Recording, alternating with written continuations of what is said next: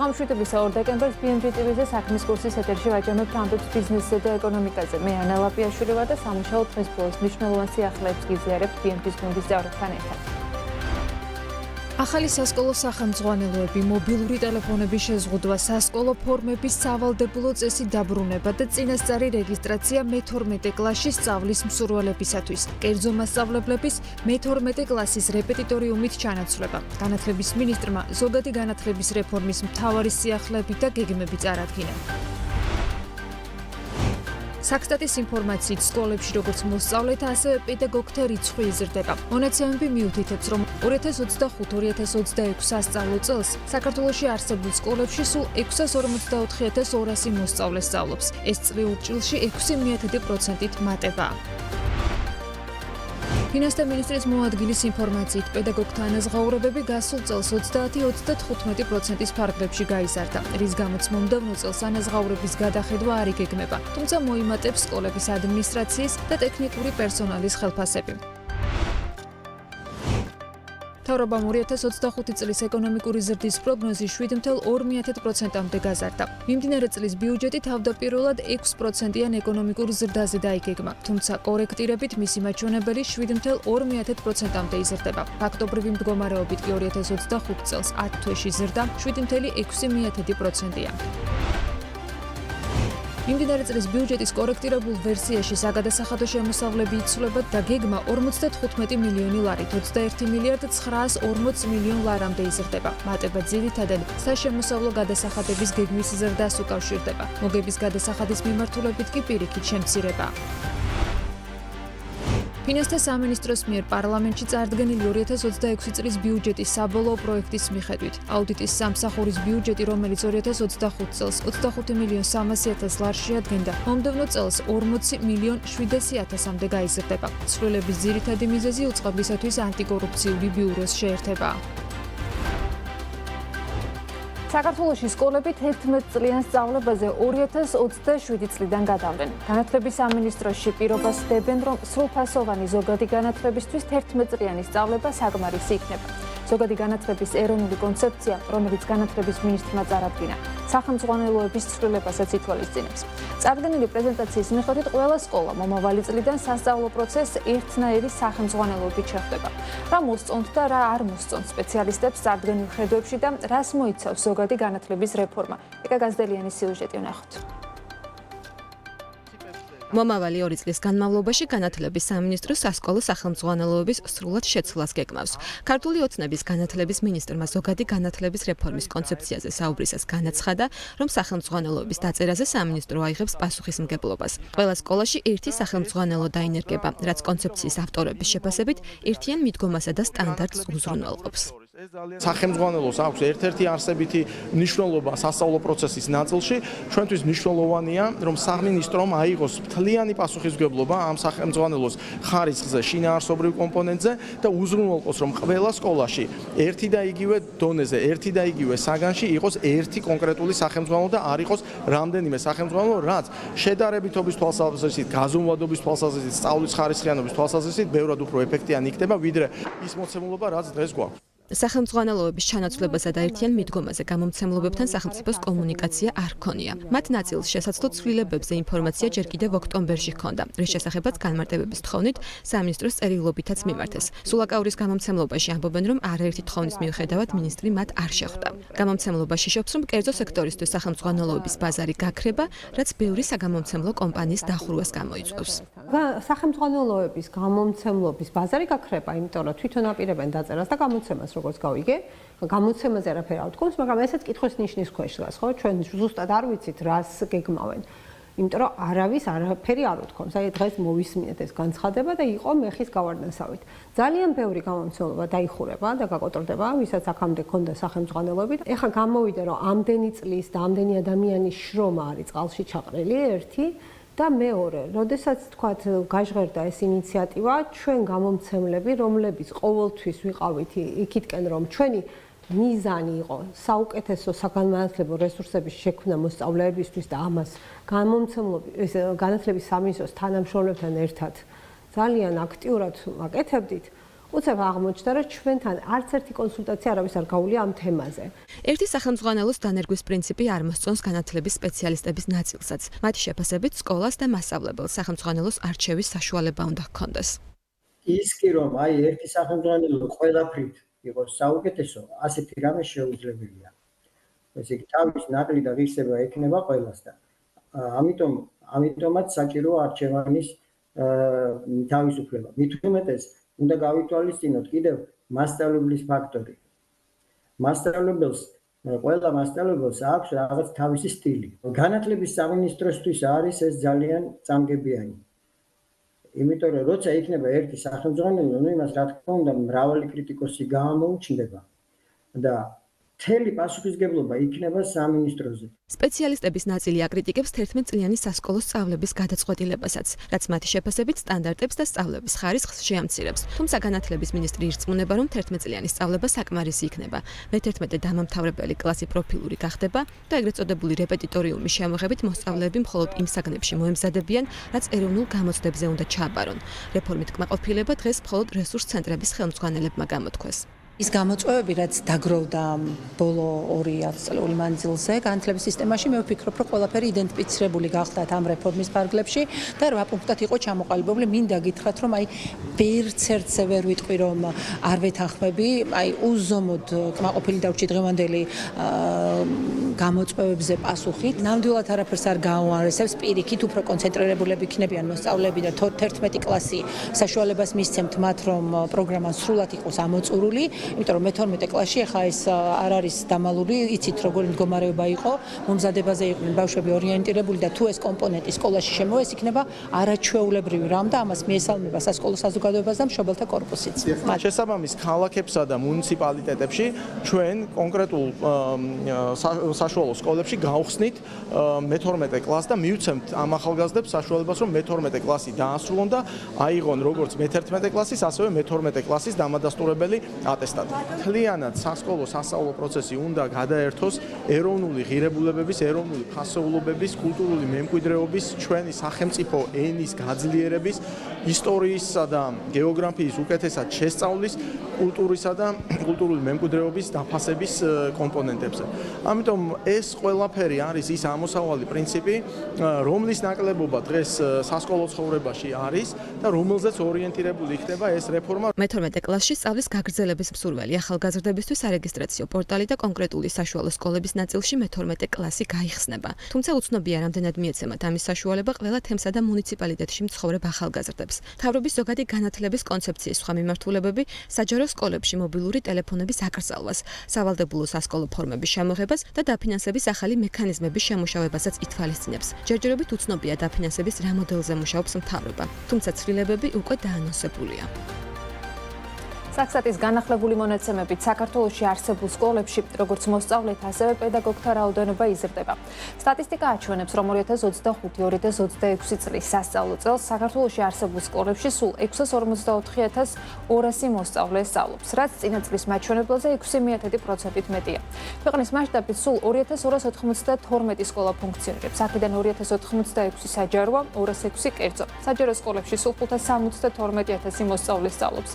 ეს წინა სასწავლო წელთან შედარებით 3,1%-ით გაზრდილი მაჩვენებელია. კერძო სკოლებში 72,000 მოსწავლეა, რაც წინა წელთან შედარებით 2,4%-ით ზრდას ნიშნავს. მოსწავლეთა შორის ბიჭები არიან 51,6%, გოგოები 48,4%. ყველაზე დატვირთული დედაქალაქის საგანმანათლებლო სივრცეა, სადაც ქვეყნის მასშტაბით ყველა მოსწავლის 36%-ია თავმოყრილი. მოსწავლეთა მზარდი რაოდენობის პარალელურად მასწავლებლების რაოდენობაც იზრდება. სასწავლო წლის დასაწყისისთვის სკოლებში 66,300 პედაგოგი იყო დასაქმებული, რაც წლიურად 9%-ით მეტია.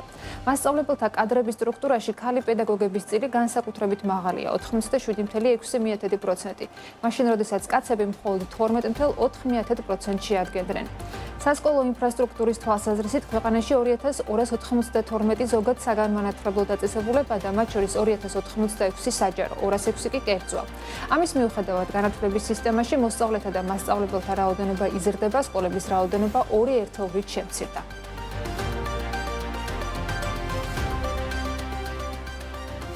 პედაგოგთა ანაზღაურება გასულ წელს 30-35%-ის ფარგლებში გაიზარდა, რის გამოც მომდევნო წელს ანაზღაურებების გადახედვა არ არის დაგეგმილი. ფინანსთა მინისტრის მოადგილის ინფორმაციით მოიმატებს სკოლების ადმინისტრაციის და ტექნიკური პერსონალის ხელფასები. გიორგი კაკაურიძე მომავალი წლის ბიუჯეტის საბოლოო პროექტის მიხედვით რუსთავსა და ქუთაისში საუნივერსიტეტო ქალაქის პროექტის განვითარებაზე დაახლოებით 150 მილიონი ლარის დახარჯვის გეგმაზე საუბრობს. აღნიშნავს, რომ პირველ ეტაპზე ეს იქნება პროექტირების და მიწების მოსყიდვის სამუშაოები. ფინანსთა მინისტრის მოადგილემ ასევე განმარტა, თუ რატომ მცირდება მომავალი წლის ბიუჯეტში რიგი ინფრასტრუქტურული პროექტების დაფინანსება და მათ შორის ანაკლიის ღრმაწყლოვანი პორტის ინფრასტრუქტურის მშენებლობისთვის გამოყოფილი თანხა. როგორც ჩამოყალიბდა 2026 წლის ბიუჯეტის პროექტის საბოლოო ვარიანტი და რომელ სამინისტროებს ეზრდებათ ან უმცირდებათ დაფინანსება 2026 წელს. მუსა შუბაშვილის სიუჟეტი ნახოთ. ფინანსთა სამინისტრომ 2026 წლის სახელმწიფო ბიუჯეტის გადამუშავებული საბოლოო წარდგინების პროექტის საკანონმდებლო ორგანოში განსახილველად უკვე შეიტანა. გადამუშავებული დოკუმენტის თანახმად ბიუჯეტის ხარჯვითი ნაწილის მოცულობა წინა წარდგენის პროექტთან შედარებით 405 მილიონი ლარით, თითქმის 30 მილიარდ 900 მილიონ ლარამდე იზრდება. რიგი სამინისტროების დაფინანსება პირველ ვარიანტთან შედარებით იზრდება, ნაწილის კი მცირდება. ერთ-ერთი უწყება, რომლის დაფინანსებაც იზრდება, ინფრასტრუქტურის სამინისტროა, რომლის ბიუჯეტიც მომავალ წელს 3 მილიარდ 113 მილიონი ლარით განისაზღვრება. აღსანიშნავია, რომ სწორედ ინფრასტრუქტურის სამინისტროს ბიუჯეტიდან დაფინანსდება განათლების რეფორმის ფარგლებში თბილისსა და ქუთაისში საუნივერსიტეტო ინფრასტრუქტურის მშენებლობა, რომლისთვისაც საჭირო შესყიდვების დასაწყებად 150 მილიონი ლარია გამოყოფილი. ფინანსთა მინისტრის მოადგილე აღნიშნავს, რომ თავდაპირველ ეტაპზე ეს იქნება პროექტირებისა და მიწების გამოსყიდვის სამუშაოები. 150 მილიონი ლარია გათვალისწინებული ინფრასტრუქტურის სამინისტროს ნაწილში იმისათვის, რომ იმის საუნივერსიტეტო ქალაქების მშენებლობისთვის შესაბამისი საპროექტო დოკუმენტაცია მომზადდეს, შესაბამისი მიწების გამოსყიდვის განხორციელება დაიწყოს. ჯამში პრემიერმა ახსენა, რომ და მილიარდს აღემატება ამ პროექტის ღირებულება, მომდევნო წელს 150 მილიონი საკმარისი იქნება ინფრასტრუქტურის ნაწილში გულისხმობ, თუმცა მომდევნო წლებში უკვე 27-29 წლების ნაწილში მზარდი იქნება ეს და დაახლოებით ამ 20 წლიან პერიოდში ალბათ 800 მილიონ ლარს გადააჭარბებს. ერთ-ერთი უწყება, რომლის დაფინანსებაც მომდევნო წელს ბიუჯეტის პირველად წარდგინებასთან შედარებით მცირდება, ეკონომიკის სამინისტროა. კერძოდ, უწყების დაფინანსება მომავალ წელს პირველად ვარიანტთან შედარებით 213 მილიონი ლარით 928 მილიონამდე მცირდება.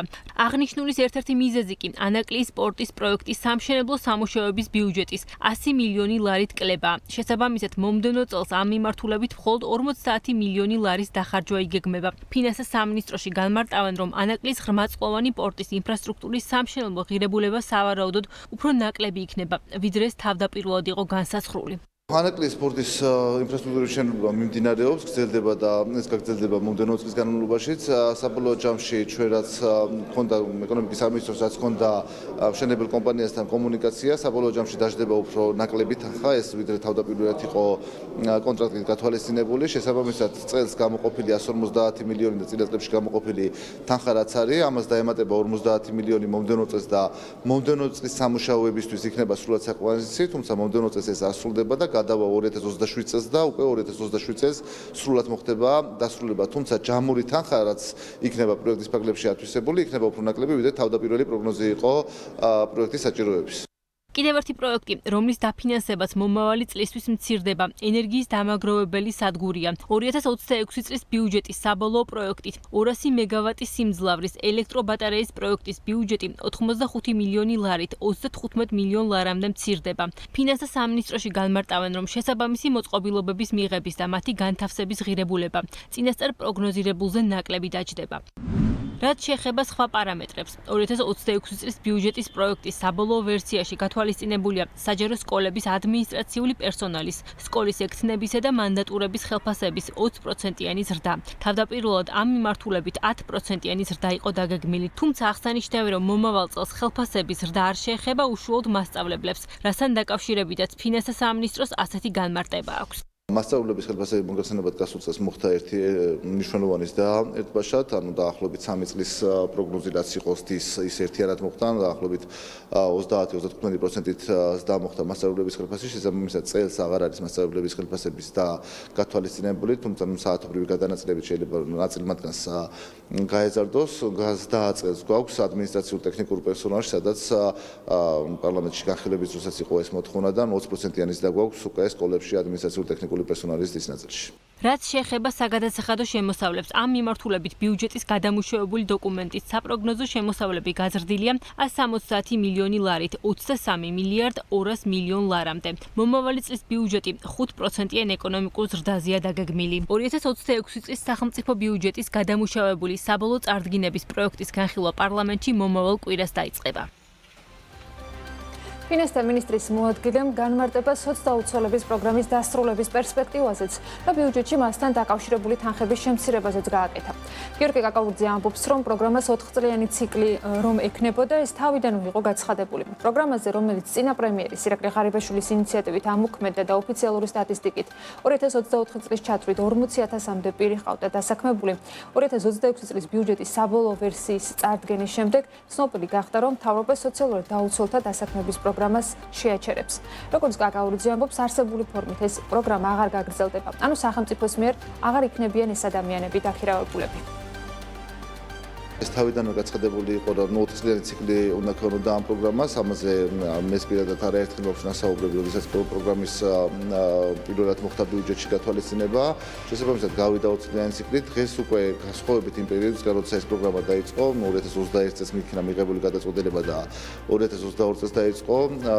დღეს შრომის ბაზარზე არის პირიქით დეფიციტი, მაშინ უმუშევრობის COVID-დან გამომდინარე გაზრდილი იყო უმუშევრობის მაჩვენებელი. დღეს ვხედავთ, რომ შრომის ბაზარზე არის დეფიციტი, ბევრი კომპანია სწორედ ამას ახასიათებს ერთ-ერთ თავარ გამოწვევად, შესაბამისად ჩვენ დღეს ის რომ საზოგადოებრივ სამუშაოზე ეს ადამიანი დავასაქმოთ და შრომის ბაზარს კიდევ უფრო მეტი დეფიციტი შევუქმნათ, არ იქნება სწორი, შესაბამისად თუ რაიმე დახმარება უნდა გაუწიოთ ამ ადამიანებს, ეს იქნება მხოლოდ მათი გადამზადების ნაწილი იმისათვის, რომ იმ ვაკანტურ თანამდებობებზე და იმ შრომის ბაზრის მოთხოვნებზე, სადაც დეფიციტი რეალურად არსებობს, იქ შეეძლოთ მათ შესაბამისი დასაქმების საშუალება ქონდეთ. არსებული ფორმით აღარ გაგრძელდება ეს პროგრამა, ანუ სახელმწიფოს მიერ აღარ იქნებიან ეს ადამიანები დაქირავებულები.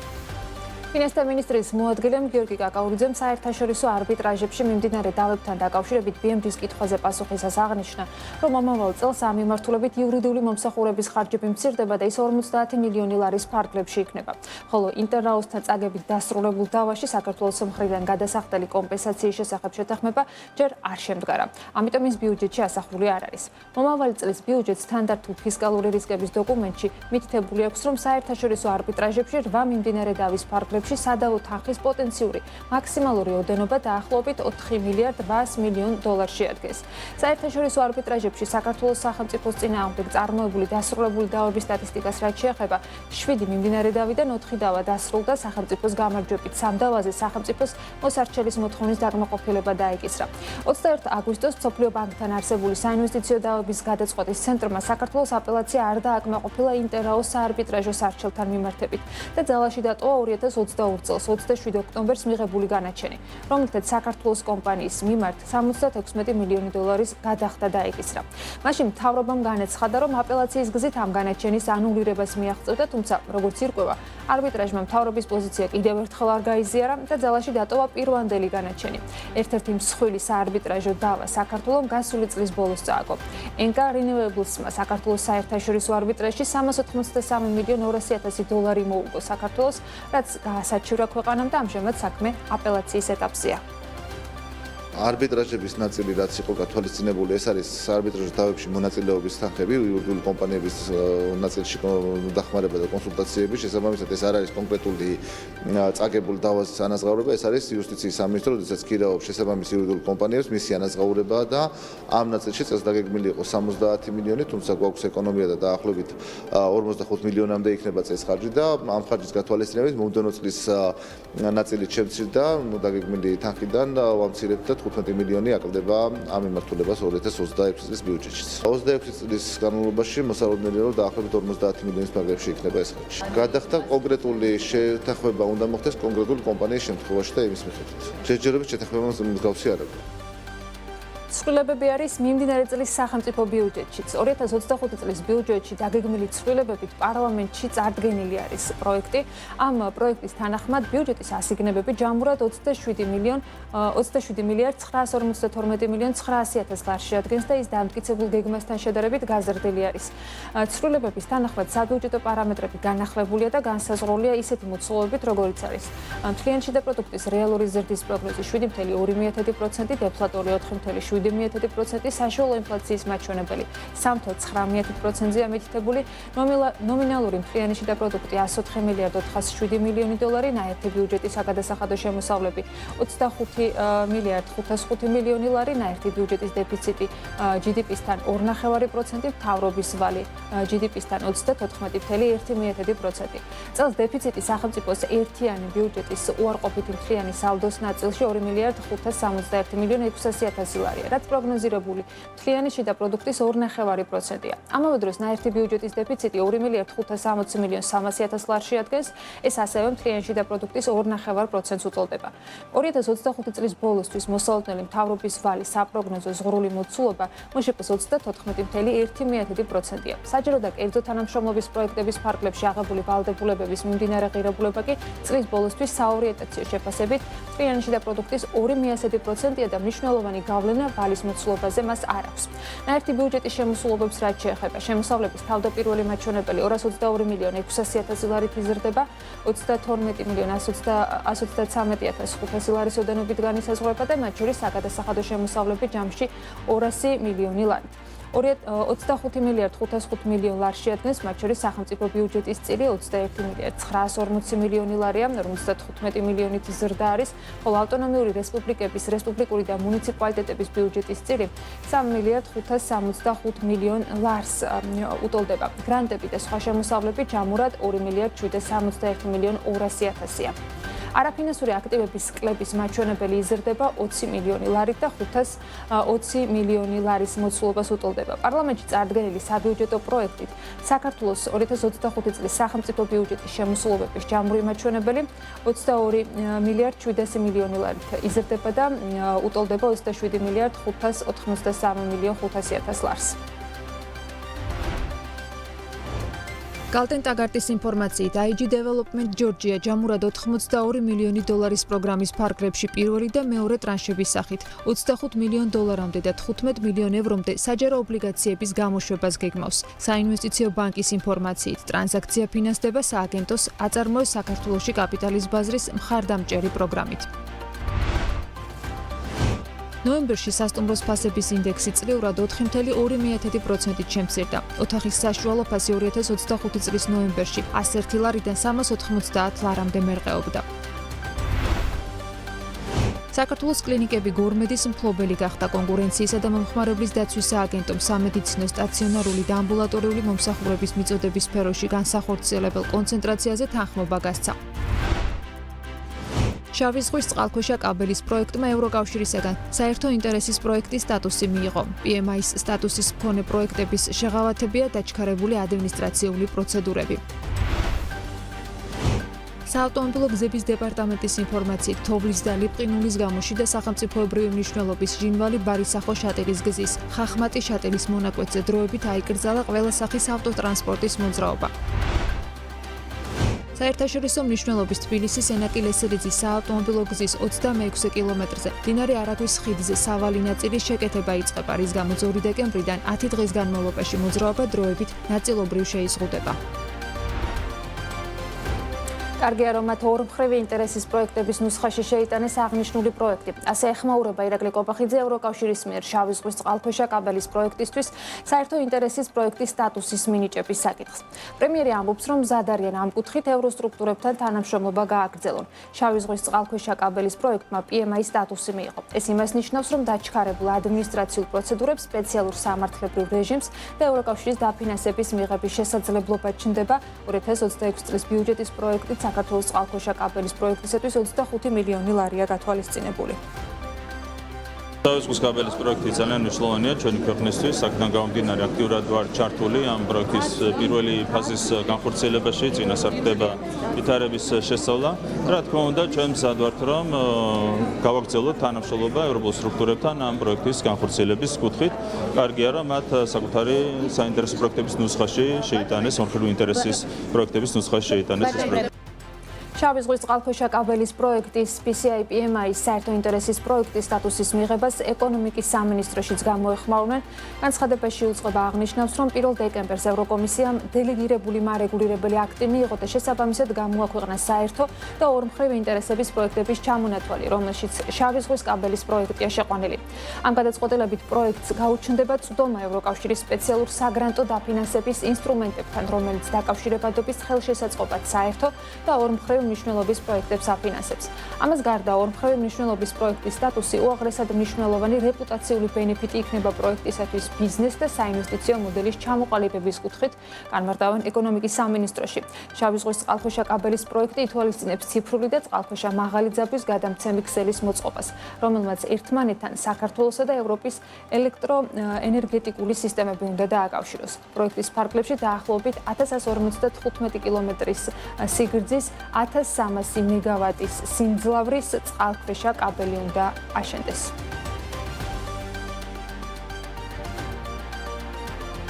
ირაკლი კობახიძემ სამხრეთის გაზის დერეფნის შესახებ ბმჯ-ის კითხვის პასუხისას დღესვე განაცხადა, რომ აზერბაიჯანთან არსებული ხელშეკრულება დამატებითი გაზის, რომელიც წლიურად 9 მილიარდი კუბური მეტრის მოცულობის არის, 2026 წლის ბოლომდე ძალაშია, ხოლო განახლებული პირობების შესახებ მთავრობა მოლაპარაკებებს გამართავს. აზერბაიჯანული გაზის თურქეთსა და ევროპაში გატარების სანაცვლოდ საქართველოს 2 კონტრაქტით იღებს გაზს. მათგან უმთავრესი ოფციური გაზია. მისი მოცულობა კი ყოველწლიურად აზერბაიჯანიდან თურქეთში გატარებული გაზის მიხედვით ითვლება. ეს კონტრაქტი საშუალებას იძლევა შეღავათიან ფასად გატარებული გაზის 5%-მდე იყიდოს. დამატებითი გაზის მოცულობა კი ფიქსირებულია, ეს ნიშნავს, რომ მილსადენში გატარებული გაზის მოცულობის მიუხედავად საქართველოს ყოველწლიურად 500 მილიონი კუბური მეტრის გაზს იღებს. მომავალი წლის ბოლომდე ძალაშია ეს ხელშეკრულება, ბუნებრივია გვექნება მოლაპარაკებები აზერბაიჯანულ მხარესთან და დარწმუნებული ვარ ჩვენი მეგობრობიდან გამომდინარე, რომ ეს მოლაპარაკებები ძალიან კონსტრუქციულ და მეგობრულ რეჟიმში წარიმართება. დავუვადოთ მოლაპარაკების შედეგებს არასწორი იქნება, რა თქმა უნდა, ჩვენი მხრიდან წინასწარ შედეგებზე საუბარი, ჩვენ მეგობრულ რეჟიმში გვექნება კონსულტაციები და იმედი გვაქვს, რომ სათანადო გარიგება შედგება ორ ქვეყანას შორის. ირაკლი კობახიძის მტკიცებით საქართველოს საზღვარზე მხოლოდ ერთი აზერბაიჯანული ტრაილერი შეფერხდა, ისიც კონკრეტული მიზეზით. აზერბაიჯანული მედია მძღოლებზე დაყრდნობით წერს, რომ თამბაქოს გადამზიდავი აზერბაიჯანული სატვირთოები ბათუმის და თბილისის საბაჟოზე 20 დღეზე მეტია ხელოვნურად არის გაჩერებული. მთავრობაში პრემიერ-მინისტრი აღნიშნავს, რომ ბრალდებასთან დაკავშირებით დასმულ კითხვაზე საპასუხოდ, რომ ფაქტი არ ყოფილა და მხოლოდ ერთ ავტომობილს ჰქონდა შეფერხება. აზერბაიჯანის საელჩომ ეს ფაქტი დაადასტურა და განაცხადა, რომ პრობლემის მოგვარებაზე ქართულ მხარესთან მუშაობა მიდის. საკითხზე მწვავე გამოხმაურება იყო აზერბაიჯანულ მედიებში. მე გადავამოწმე ასეთი ფაქტი არ ყოფილა, მე როგორც ვიცი, მხოლოდ ერთადერთი მანქანის შემთხვევაში იყო შეფარხება, ერთადერთი შემთხვევა იყო, იქაც კონკრეტული მიზეზი არსებობდა, ჩვენ მზად ვართ მეგობრული ურთიერთობებიდან გამომდინარე, ყველა შესაძლო სირთულესთან დაკავშირებით გქონდეს ძალიან მეგობრული საუბარი. ამჟამად გლობალურ საფინანსო ბაზარზე ფულის ღირებულება არის უფრო მაღალი, ვიდრე 2021 წელს იყო, თუმცა ფინანსთა მინისტრის მოადგილე ამბობს, რომ მთავრობა ოპტიმისტურად არის განწყობილი მომავალ წელს 500 მილიონი დოლარის ობლიგაციების რეფინანსირებასთან დაკავშირებით, რადგან არსებული მოლოდინით ამფასიანი ქაღალდის კუპონის განაკვეთის სხვაობა შტატების სახაზინო ობლიგაციასთან შედარებით უფრო ნაკლები იქნება, ვიდრე 2021 წელს გამოშვებული 500 მილიონ დოლარიანი ობლიგაციის დროს იყო. გეგმები არის, რომ მომდევნო წელს ჩვენ როდის კონკრეტული დრო ალბათ რთული საქმეა, თუმცა ვფიქრობ, რომ წლის დასაწყისშივე მალევე გვექნება ახალი ბონდების გამოშვება, მათ შორის მოხდება ძველი ნაწილის გამოსყიდვა, ვისაც ეს ინვესტორებს ვისაც ეს ეთმობა და დანარჩენის უკვე დაღაფარვა შესაბამის პერიოდში. ჩვენ უნდა შევხედოთ არა უშუალოდ კონკრეტული ბონდის კუპონს, არამედ უნდა შევხედოთ მის განსხვავებას ამერიკის ფასიანი ქაღალდების საპროცენტო განაკვეთთან. შესაბამისად, ვფიქრობ, რომ სხვაობა ამერიკის ფასიანი ქაღალდების საპროცენტო განაკვეთთან იქნება უფრო ნაკლები, ვიდრე ეს იყო 2021 წელს, თუმცა თვითონ კუპონის ღირებულება, რა თქმა უნდა, იქნება უფრო მაღალი, ვინაიდან თვითონ ფულის ღირებულება დღეს არის უფრო მაღალი და როგორც სარეზერვო განაკვეთი, ასევე თვითონ ფასიანი ქაღალდების საპროცენტო განაკვეთი არის გაცილებით მაღალი, ვიდრე იყო 21 წელს. საქართველოს ფასიან ქაღალდს დოლარში უშვებს, ხოლო დოლარის განაკვეთს ფედი განსაზღვრავს და ამჟამად ეს განაკვეთი მნიშვნელოვნად უფრო მაღალია, ვიდრე 2021 წელს. 2021 წლის აპრილში დოლარის 5 წლიანი სახაზინო ობლიგაციების განაკვეთი 75% იყო. შესაბამისად, ამერიკის სახაზინო ობლიგაციებსა და საქართველოს სახელმწიფოს მიერ გამოშვებულ ევროობლიგაციებს შორის საპროცენტო სხვაობა, ანუ სპრედი 2%-ს უტოლდებოდა. საქართველოს განაკვეთმა შესაბამისად 2.75% შეადგინა. ამჟამად შტატებში 5 წლიანი სახაზინო ობლიგაციების განაკვეთი 3.66%-ია. შესაბამისად, ეს არის ფულის ღირებულება, რაზეც უფრო დაბალი განაკვეთის მიღებაც საქართველოს სახელმწიფო ობლიგაციაზე შეუძლებელი იქნება. ფინანსთა მინისტრი იმედოვნებს, რომ სპრედი, ანუ სხვაობა ამერიკულ სახაზინო ობლიგაციებთან 2026 წლის ევრობონდებზე შემცირდება და 2021 წელს გამოშვებული ფასიანი ქაღალდის 2%-იან სპრედზე უფრო ნაკლები იქნება. ეს ნიშნავს, რომ ფინანსთა მინისტრი ლაშა ხუციშვილის განცხადების მიხედვით 2026 წლის სახელმწიფო ობლიგაციების განაკვეთი 5.66%-ზე უფრო მცირე უნდა იყოს. Galten-Dagartis ინფორმაციით IG Development Georgia ჯამურად 82 მილიონი დოლარის პროგრამის ფარგლებში პირველი და მეორე ტრანშების სახით 25 მილიონ დოლარამდე და 15 მილიონ ევრომდე საჯარო ობლიგაციების გამოშვებას გეგმავს. საინვესტიციო ბანკის ინფორმაციით ტრანზაქცია ფინანსდება სააგენტო საწარმოო საქართველოში კაპიტალის ბაზრის მხარდამჭერი პროგრამით.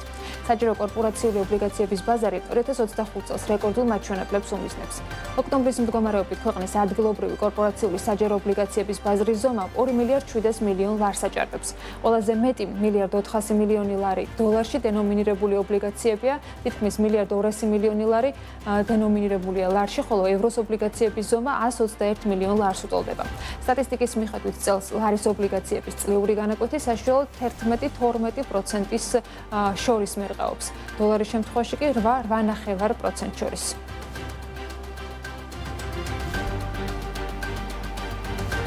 Financial Times-ი საქართველოში საბანკო სექტორით, კონკრეტულად კი TBC ჯგუფის წარმატებით დაინტერესდა. ამ წუთებში TBC ბანკის გენერალური დირექტორის მოადგილე Financial Times-ის გლობალური ბანკინგის სამიტში იღებს მონაწილეობას. გიორგი თხელიძე ერთ-ერთი მთავარი პანელის სპიკერია, სადაც 2030 წლისთვის საბანკო სექტორის ტრანსფორმაციაზე ამსჯელობა. ყოველწლიური ღონისძიება ლონდონში ტარდება და მსოფლიოს სხვადასხვა ქვეყნიდან 1000-ზე მეტ ლიდერს აერთიანებს. Global Banking Summit-ზე ბანკების ხელმძღვანელები, ტექნოლოგიური კომპანიები, ანალიტიკოსები და რეგულატორები ერთად განიხილავენ ფინანსური სექტორის ტენდენციებს და შესაძლებლობებს. გიორგი თხელიძესთან ერთად პანელში მონაწილეობას იღებენ ბრიტანული კომერციული ბანკის ლიდლის საცალო საბანკო საქმიანობის აღმასრულებელი დირექტორი, ასევე შვეიცარიული და ბრიტანული ტექნოლოგიური კომპანიების წარმომადგენლები.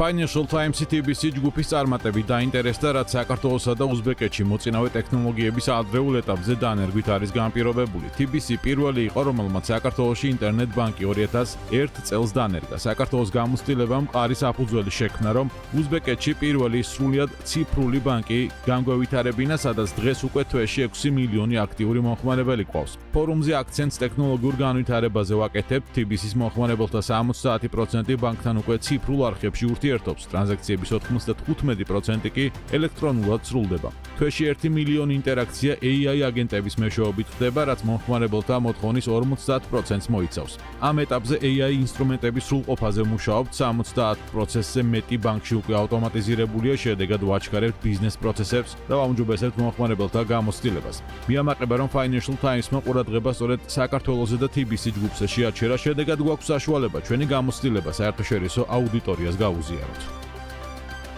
საქართველოს კლინიკები გორმედის მფლობელი გახდა. კონკურენციისა და მომხმარებლის დაცვის სააგენტომ სამედიცინო სტაციონალური და ამბულატორული მომსახურების მიწოდების სფეროში განსახორციელებელი კონცენტრაციაზე თანხმობა გასცა.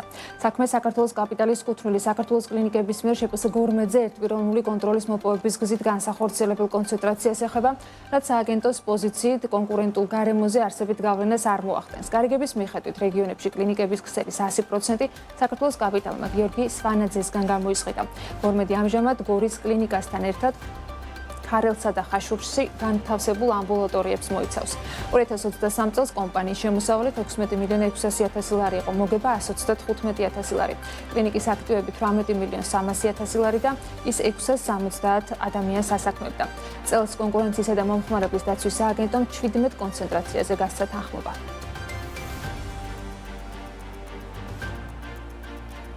ბათუმ საქართველოში ისრაელის საგანგებო და სრულუფლებიანი ელჩი ვალიდ აბუ ჰაია საქმიანი ვიზიტით სტუმრობდა. მისი ვიზიტის მიზანი კომპანია European Villages ორგანიზებით გამართულ ღონისძიებაში მონაწილეობა იყო.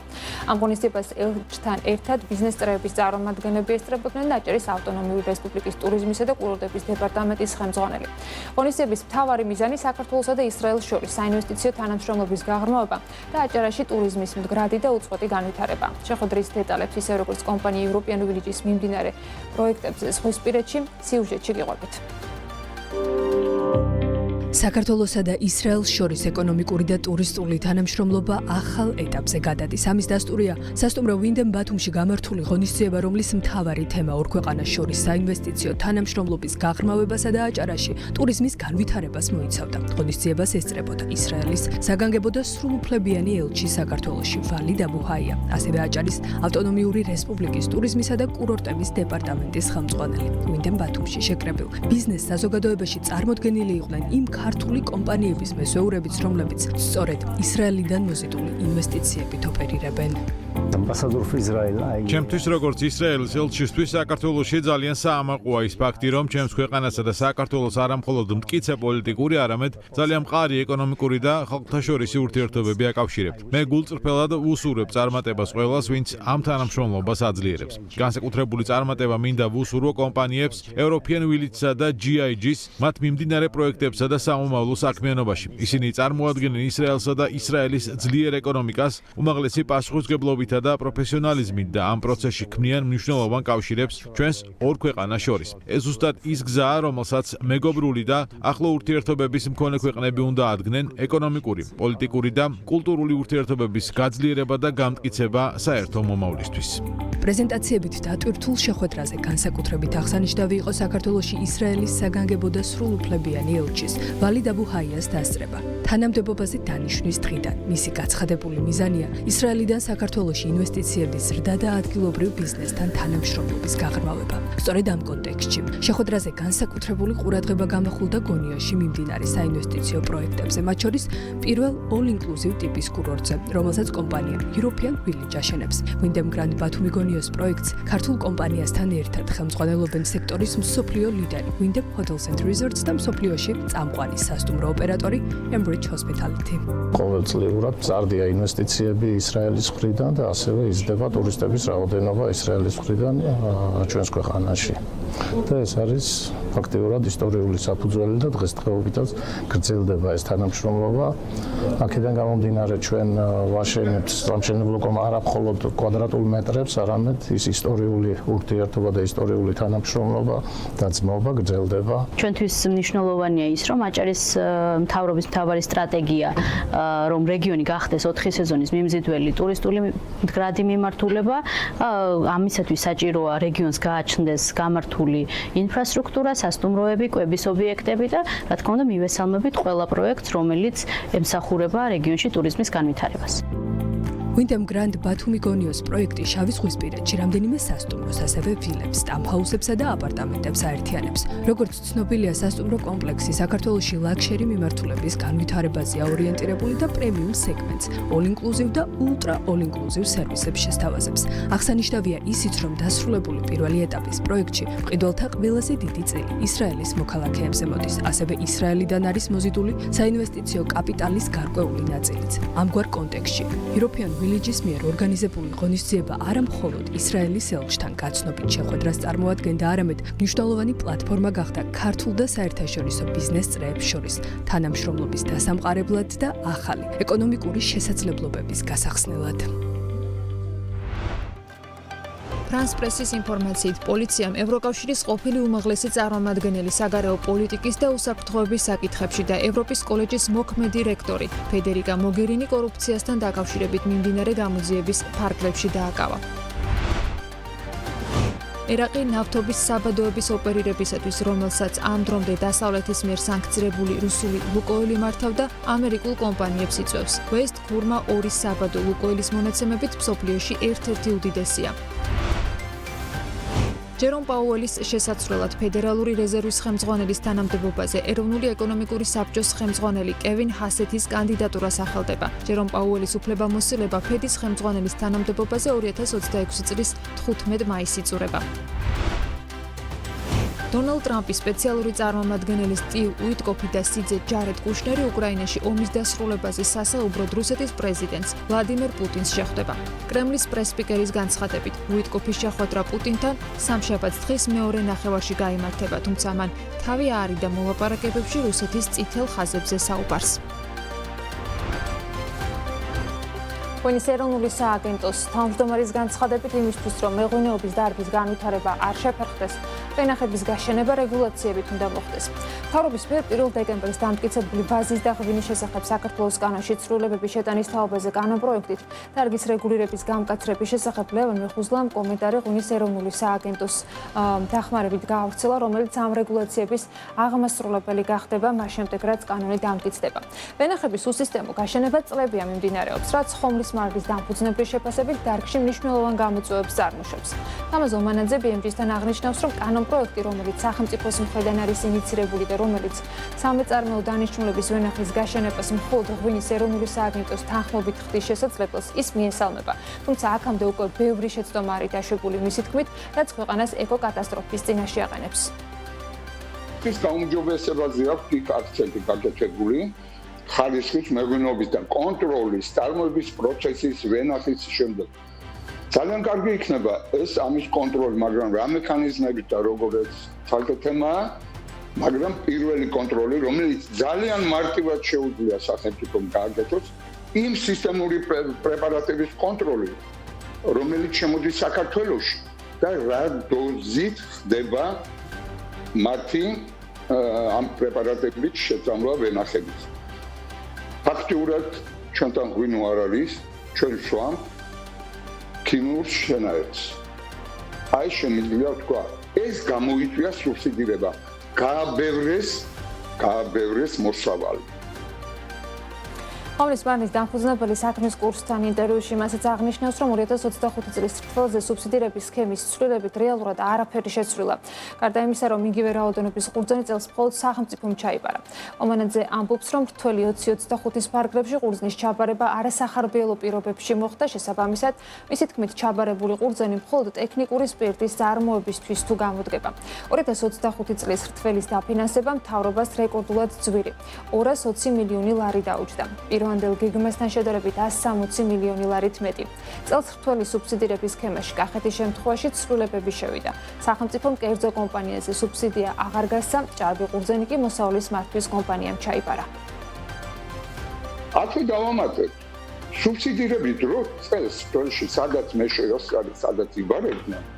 ხომ ეს იყო კოკისპირულ წვიმაში მოკრეფილი ყურძენი ცელოფნის პარკებით თავ მოხდილი ცელოფნის პარკებით, სადაც რა თქმა უნდა წყალიც ჩადიოდა და ამ ცელოფნის პარკები არ ვიცი მე აქედან რა უნდა მიიღოს იმ კომპანიამ, სახელმწიფო კომპანიამ ტექნიკური სპირტი თუ მიიღო, მადლობელი უნდა ვიყო. იგივე რაოდენობის ყურძენი ჩაბარდა, იგივე ჩაბარდა და უბრალოდ აიღო სახელმწიფომ თავის თავზე აიღო ეს მილიონები, რომელიც ამ სუბსიდირებაში ათეული წლები იხარჯება და ჩვენ არ ვიცით ინფორმაცია იქედან ამონაგები ჩადო პირობითად 10 მილიონი მოგებაზე არა, 10 მილიონი თუ დაბრუნდა უკან. ამ ყურძნისგან წარმოებული ღვინისგან, რომელიც გამორიცხულია, მე ამდენს არ ვიცი, იქედან რა ღვინო ყოფილიყო, სადაც მე ნახე, რასაც იბარებდნენ და ამ სპირტისგან სახელმწიფო ბიუჯეტი რა თანხა დაუბრუნდა და თუ მოხდა მათი რეალიზაცია. სპეციალურმა კომისიამ კომუნიკაციების კომისიის წევრობისათვის 3 კანდიდატი ვლადიმერ ტატიშვილი, გოგა გულურდავა და ილია მიქელაიშვილი შეარჩია. მათი განცხადებები კომისიაში ვაკანტური ადგილის შესავსებად გამოცხადებულ ღია კონკურსზეა შესული, რომელიც 17 ოქტომბერს გამოცხადდა. საბუთების მიღების ბოლო ვადა კი 15 ნოემბერი იყო. კანდიდატებს რაც შეეხება, გოგა გულურდავა ქართული ოცნების საარჩევნო სიით საქართველოს მე-9 მოწვევის პარლამენტარი იყო.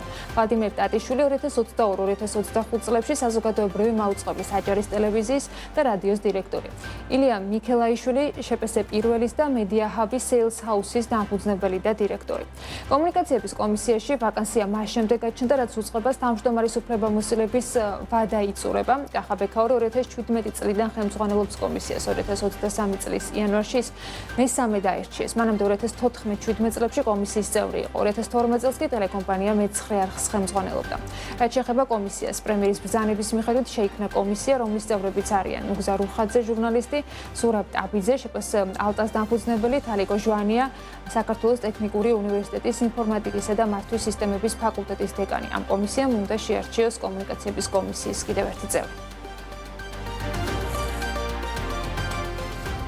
ევროკავშირის ყოფილი უმაღლესი წარმომადგენელი საგარეო პოლიტიკისა და უსაფრთხოების საკითხებში ფედერიკა მოგერინი ბელგიის პოლიციამ დააკავა.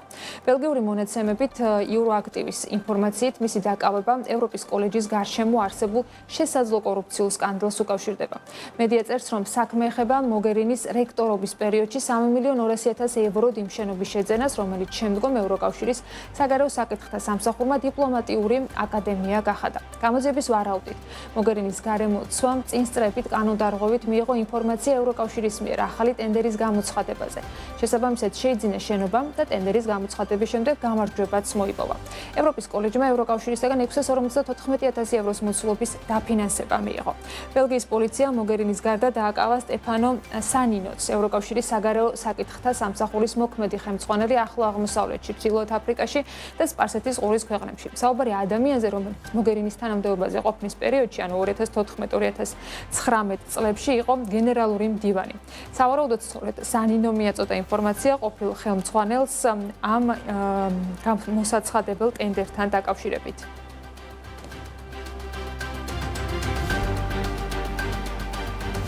ასეთი იყო საქმის კურსის შემაჯამებელი გამოშვება ამ დროისათვის. წინ საქმენი საღამოგელოდებათ, რომელსაც გიორგი თოლერდავა და ბექა ბაციკაძე დაუძღვებიან. ჩვენ კი ერთმანეთს ხვალ შეხვდებით BMT TV-ს ეთერში საღამოს 7 საათზე დროებით.